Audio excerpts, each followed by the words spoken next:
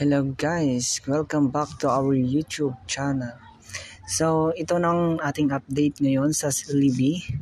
So i-update ko kayo kung ano na ngayon yung aking level. So meron tayo คลิ dito. ปนี้มารีวิวปากกาสไตลัสรุ่นใหม่จากกด Ito na ngayon ang ating level sa 3 weeks. 3 weeks na ngayon natin na pinag-aaralan si Celebi. So ito, ang aking points na ngayon is 7,838.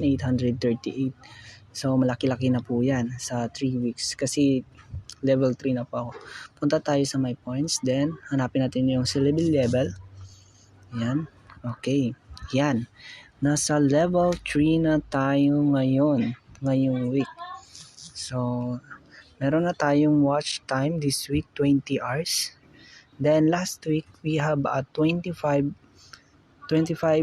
hours and 49 seconds. So ito yung creator points. We have a 3,551.32. So maganda-ganda na ito siya guys kasi nakaka-improve na tayo. So nakapag-apply na rin tayo sa creator level. So under review pa ang ating application through creator level. So ito yung sinasabi dito na currently under review, your registration is currently under evaluation. The result will be announced next Monday. Kada Monday po siya nagre-reset si Celebi for the level up ng bawat users nito. So, pati na rin sa mga points, nandun na rin yun siya. So, we'll inform you na mag-inform po yan siya through notifications like this na nagpa-pop up. Diyan po, ganyan po. Then, always tune lang po. Kailangan po natin mag-upload. So, nandito po yung akin. Ito ngayon yung akin. So, ipapakita ko sa inyo. Just follow nyo na lang po ako pag makita nyo po ang aking Celebi user. Ganyan po. Okay. Meron na po tayong meron na rin po ito eh.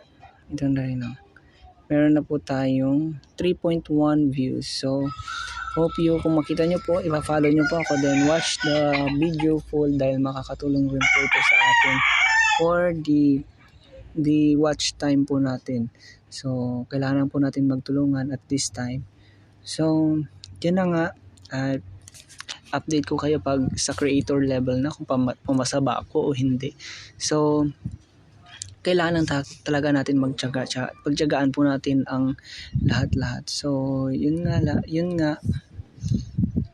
kailangan pagtiyagaan kada level. So, we have, alam naman natin na may kada level. So, yun na nga yung level 1 is maximum points is 100 points per day. So, sa level 2 na pagdaanan ko na rin ito. Level 2 is maximum 300 per day yung points. So, kailangan po natin yung watch time natin is 5 minutes pataas. Then sa level 3, we need to 30 minutes watch time para makatungtong tayo sa level 3, then 1,000 points per day. So na-apply na po sa akin yung 1,000 points per day. So dito naman tayo sa creator level pala. This is a special level which the users gusto nilang makapasok dito, makatungtong sa creator.